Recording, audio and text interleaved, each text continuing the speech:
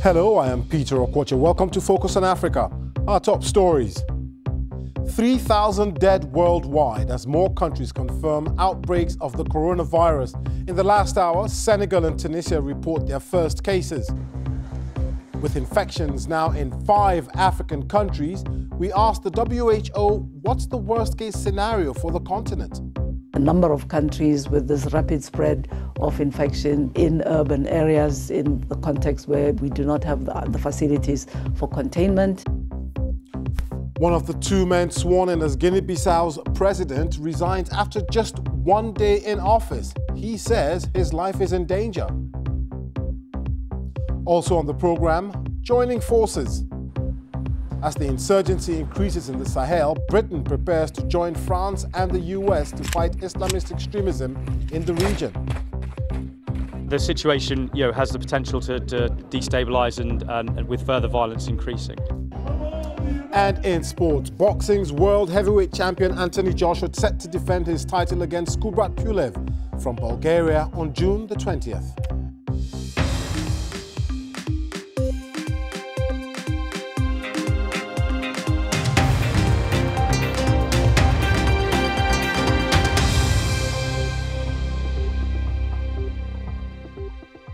Thanks for joining us here on Focus on Africa from BBC World News.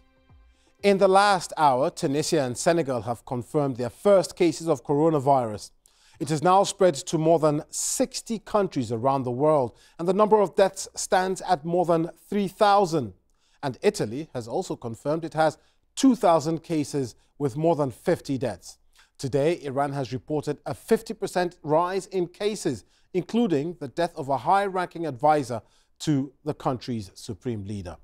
More than 90% of the deaths are in China's Hubei province, the epicenter of the virus. An encouraging sign, China has reported its lowest daily number of new infections since late January. The biggest hotspot outside China is South Korea, where infections are surging with almost 500 new cases reported today. In Africa, along with Tunisia and Senegal, Nigeria, Egypt and Algeria have also confirmed cases of the virus. Let's get more on the situation across the continent now. Our health correspondent Rhoda Odiambo is in Nairobi and joins us live. Rhoda, what more do we know about these new cases? What we know so far is that the last cases were just reported less than an hour ago.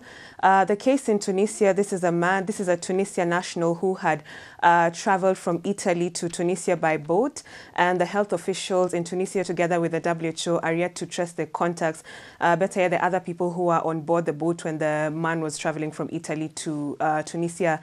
As for the Senegal case, this is a French national who arrived in the country on 29 February. This is just this past weekend. The Ministry of Health has asked for the flight manifest because he traveled from France to Senegal via Air Senegal. And once they get the flight manifest, then they will be able to trace the contacts, everyone who was on board that plane, and either advise them to order them to self-quarantine or isolate them if they're showing symptoms similar to those of the coronavirus. Now, that's Tunisia and Senegal. We've heard about the first cases reported in Algeria and in Egypt, but it seems those numbers have gone up. So far, the continent has only recorded 5 cases of the COVID-19. This is in Egypt, Algeria, Nigeria, Tunisia, and Senegal. The case in Egypt, the person recovered from the virus, so he no longer has the virus and was discharged. The 2 cases in Nigeria and Algeria, they still remain in isolation as health officials monitor how they are doing. And just very briefly, Rhoda, the medical journal The Lancet has ranked several African countries as having a low capacity to handle the coronavirus. Which are some of these countries and why? Some of these countries, it's not only the concern that the Lancet is having together, the CDC and the WHO have the same concerns, and some of these countries are those that have weak healthcare systems. They're dealing with many outbreaks at a go. So in the event that they are dealing with a COVID-19 case, it will be hard to manage such a case. Some of these countries also have a thin workforce, so they won't be able to take care or monitor the patients very well. So these are some of the concerns that the Lancet, together with other organizations, restrictions are having, especially in countries in sub-Saharan Africa. Okay, Rhoda Odhiambo there live from Nairobi. Thank you very much.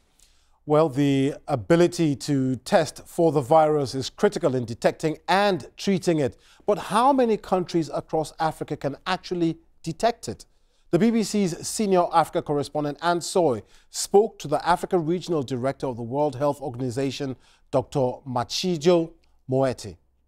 We now have 33 countries that can test for this virus, which is a huge relief in terms of that necessity of sending specimens internationally to confirm cases. And we expect in the next couple of weeks that all 47 of our member states will have the facilities to diagnose this virus. Are African countries generally prepared? Countries are working very hard to be ready for that. We've carried out training of healthcare workers, training of trainers, and now who are now training healthcare workers in countries about recognition, how to provide care. I do recognize that providing care is one of the areas where still a lot of effort needs to be made. First of all, this care needs to be provided safely in such a way that it does not then become the occasion for spread of infection either to healthcare workers or to other people. So that isolation while providing treatment, making those facilities available safely is very, very important. And then for people who become severely ill, there is need, of course, since it's a respiratory illness, to provide them with oxygen. Sometimes people need ventilation, and this is a challenge for our countries in terms of availability of such equipment and facilities. What's the worst case scenario? For me, the worst case scenario would be a number of countries with this rapid spread of infection in urban areas in the context where we do not have the facilities for containment and for caring for people to minimize the mortality. And finally, on travel restrictions, we know the position that WHO has taken, which is that you don't advise travel restrictions to be imposed, but we have seen countries have been coming under pressure to impose travel restrictions, especially on flights coming in from China. Is there any scientific basis for these decisions? We have seen, not only in Kenya, but a number of countries take such measures. What WHO has done is issued guidelines and are asking countries to be evidence-based and to work on that principle of not isolating countries unnecessarily.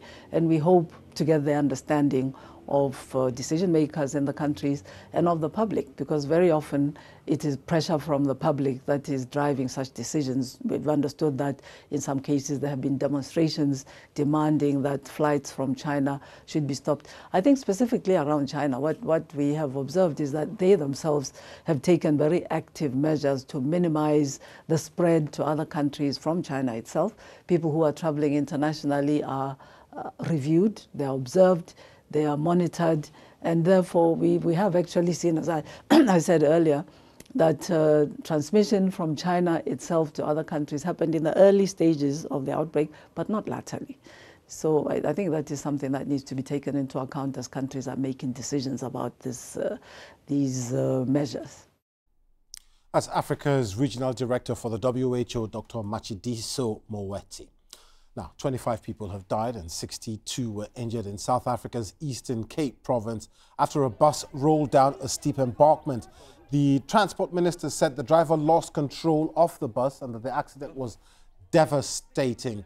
The bus was carrying over 80 mainly elderly people. Now, one of the two men sworn in as president of Guinea-Bissau has resigned from the post after just one full day in office. Cipriano Kasama, who was chosen by lawmakers as president following disputed elections in December, says his life is in danger. Former Army General Umaru Sissoco Embalo had already been sworn in as president as the winner of those polls a day before. Well, Lamine Konkobo from BBC Afrique joins us now. So has one of these presidents, the one who's resigned, has he explained what these fears for his life are? Yes, Cipriano Kasama, as you said, actually said that he has been receiving a slew of death threats since he was sworn in. And he actually described his move to step aside as in the interests of the entire country. He said that he didn't want a confrontation that would lead to a bloodshed in Guinea-Bissau because his bodyguards, this is according to his statement, his bodyguards are prepared actually to retaliate, but he did not want any confrontation at all. Death threats against him, and he has not officially been provided with security details. We know the other party involved, Mr. Mbalo, a retired army general, has got the backing of the military. Are we seeing a coup-like situation in Guinea-Bissau? Because the country is not, is not new to coups. Well, I mean, the official loser of the presidential election, Domingos Simoes Pereira, of the dominant party in parliament, actually is clear that this is a constitutional coup. But of course, is it a coup as it is? Well, Mbalo doesn't think it is. He says that in the country, you have two bodies that can actually proclaim the result, the Supreme Court that can certify the final results, and the Electoral Commission. And the Electoral Commission said that he is the winner, and he is sticking by the results of the Electoral Commission. And what about the regional body, ECOWAS, as well as the African Union? I mean, they've made some pronouncements asking for both parties, if you like, to go back to their corners, but nobody seems to be heeding this. Well, I mean, I think that the solution put forward by the ECOWAS was that they recount the ballots, as the official loser of the election has been asking for, and to pave the way for the recount. ECOWAS actually backed the swearing in of the interim president to actually stay in for the time all these litigation would have been resolved. So ECOWAS today issued a statement saying that it was disappointed by the development and that they will not be recognizing any president or any official that has been put in place despite the constitutional order. Okay, Lamine Konkobo, thank you for your insight into the story. Much appreciated. Thank you very much. To South Africa next, where over the weekend, police removed around 300 refugees from the streets of Cape Town. They had been camped there since October last year and were told to leave after a court order. Today, the UN Refugee Agency, the UNHCR, told Focus on Africa they were closely monitoring events but urged the protesters to accept the court decision. For Madam Mkize reports. These were the desperate scenes at the weekend as police moved in to evict a group of nearly 300 migrants who have been living outside the Central Methodist Church in Cape Town. A large group of police officers loaded their personal possessions onto trucks on Sunday morning. The city acted on a court order to remove the foreign nationals, who are mainly from the Democratic Republic of Congo and Burundi. Their eviction ended months of tension between the city and the migrants, who had camped on the pavement since last year. A court last month granted the city the right to enforce its bylaws, which prohibit open fires, public urination and washing. It's very difficult for 5 months outside. So you just beg everything, you beg food, you beg everything, no toilet. Sometimes you beg there to public toilet, you don't want to give you to open for us. Why? Foreigner, so I don't know. The group have for months called on the UN High Commissioner for Refugees to resettle them in other countries, citing discrimination and xenophobia in South Africa. The UNHCR has previously stated they don't do group resettlements. The refugee agency has urged the group to abide by the court's decision. Another group of around 300 foreign nationals live inside the church. However, they will not be removed. The building is private property and the church has not requested an eviction order. Last month, the BBC visited the church and spoke to the migrants about their protest. We are here till they give us a solution. We don't have any other place. Houses we were renting, we already finished paying them and we don't have any way to go. It means our houses are here, our school is here, our place to be, whatever, even a workplace, it's here. Local authorities say the group was given prior notice of their eviction and have appealed to them to return to where they lived prior to the eviction. Vumani Mkize, BBC News. This is Focus on Africa from BBC World News with me, Peter Okwoche. Still to come on the program, Aston Villa and Tanzania's Mbwana Samatta talks to us about coming so close to winning his first trophy in England.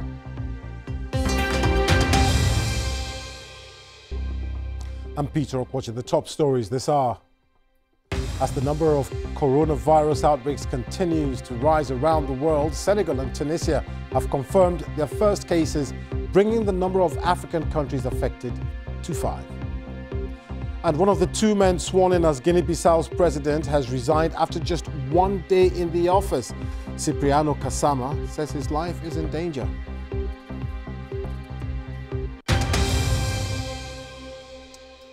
Now, the Sahel is one of the epicenters of the world's fastest growing Islamist insurgency, with groups linked to Al-Qaeda and the so-called Islamic State now launching regular attacks. Nearly 200 peacekeepers have already been killed there, along with dozens more civilians. The British are joining the African Union, the UN, the French and other European countries in stepping up their military support in the region, as our defense correspondent Jonathan Beale reports from Senegal. Nigerian special forces, along with troops from Cameroon and Morocco, are about to storm a building occupied by an extremist group. Forward, clear left. This is just an exercise, but some of these forces will soon be doing this for real. The threat from violent extremism in West Africa is on the rise. Currently, people have no doubt about the seriousness of violent extremism in our sub-region. They use suicide bombers, they use vehicle-borne improvised explosive devices, they use mines. Yeah, basically the same tactics with ISIS or similar. They're being trained here by US Special Forces, along with British commandos and specialised infantry. A sign that the West, too, is worried about what's happening in the sub-Sahara. These African forces will be leading the fight against the rising tide of violent Islamist extremism in this part of the world.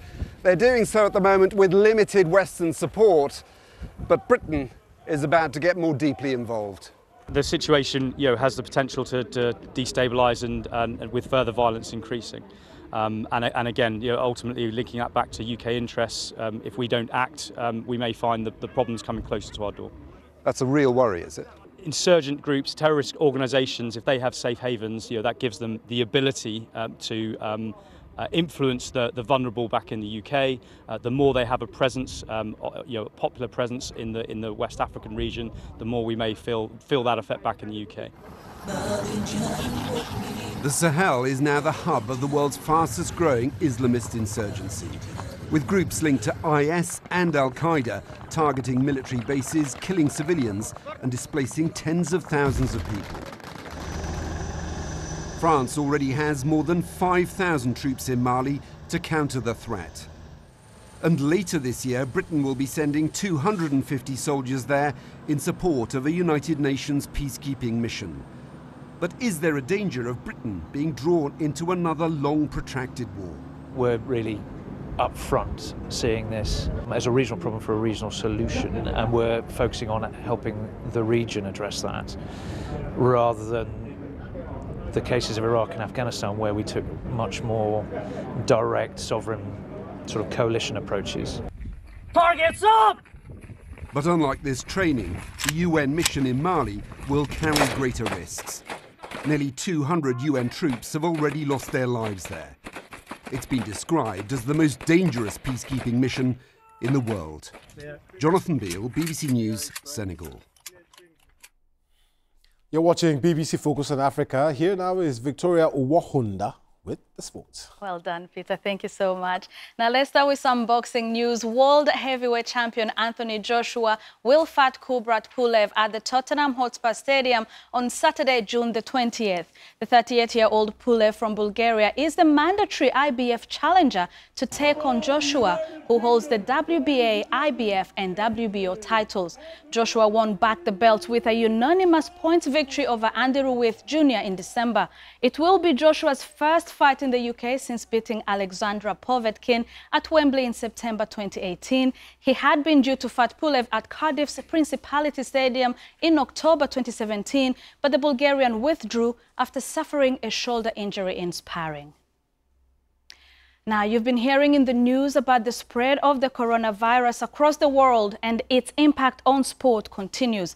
The Qatar MotoGP was called off on Sunday, and the next race in the start of the season in Thailand has been postponed. In football, 5 Serie A matches were also postponed because of the coronavirus, including Juventus' game at home to Inter Milan. Matches at Udinese, AC Milan, Parma and Sassuolo also fell victim to the outbreak of the virus in Italy. The games were initially going to be played behind closed doors, but Serie A took the decision on Saturday morning to call them off. Now, elsewhere, none of the 4 hosts of the Confederation Cup quarterfinals first legs managed to earn victories on Sunday. Zambia's Zanaco lost 3-0 to Egypt's Pyramids in Lusaka, while Morocco's Hassania Agadir thrashed host Al Nassr 5-0 in a match played in Egypt due to the security problems in Libya. Nigeria's Enyimba were held to a 1-1 draw by visiting Horoya of Guinea, and there was a 2-2 stalemate in Egypt between Al Masry and Morocco's Renaissance Berkane. The second leg ties for all 4 are set for Sunday, March the 8th. Now, despite his best efforts and a goal from this man, Mbwana Samatta, Aston Villa were unable to win their first silverware since 1996 as they lost 2-1 to Manchester City in Sunday's League Cup final that gave City a 3rd win in a row. BBC's Salim Kikeke caught up with the Tanzanian international after the match at Wembley. We know the opponent we are playing against. They have top players. They're a very big team. But we came here and believing that this is a final, and final is only one game. Anything can happen. Unlucky we didn't make it, but yeah. You've broken a few records as a Tanzanian international. How does that make you feel personally? I'm happy about it. I'm happy. Yeah, I think also to the Tanzanian kids who are watching me right now here, I think they'll start believing, because before we didn't have anybody to watch and give us a boost. I think now it can just make a way to other kids believing, and they can achieve what I'm achieving right now. Portugal's Antonio Felix da Costa took the lead in Formula E Championship with a dominant victory in Marrakesh, Morocco. Da Costa became the 5th different driver to win a race in the opening 5 of the new season, and he did so despite dropping to 2nd midway through the 45-minute plus 1-lap race to conserve energy. BBC Sport Africa's Isaac Fenin was there. The organisers of the 2020 Marrakesh E-Prix will be pretty pleased with their work. This is the 4th year in a row that this racecourse has hosted Africa's only major motor sport event, and the winner was Antonio Felix da Costa. The Portuguese's performance was so dominant that he recorded the 3rd largest winning margin in the sport's history. As the engineers pack up and get ready to move to the next event, I asked whether Africa could host maybe another race alongside Marrakesh, and I put that to the founder of the sport, Alejandro Agag. The ABB Formula E Championship wants to be all over the world, and obviously Africa is a key continent. It's a continent where huge growth is happening and is going to happen. And for the moment, Marrakesh is our home here in Africa, but we are actively looking for other cities, which doesn't mean that we will stop doing Marrakesh. We could do 2 cities in Africa, and that's a priority for us. So we're actively talking with different cities, hopefully to find a 2nd location in Africa. And that is all the sport, Peter. Many thanks, Victoria. Thank you very much. Now, just before we go, another look at our top story. Tunisia and Senegal have confirmed their first cases of coronavirus. It has now spread to more than 60 countries worldwide, 5 of them in Africa. That's it on Focus on Africa. Thanks for watching. See you again very soon. Goodbye.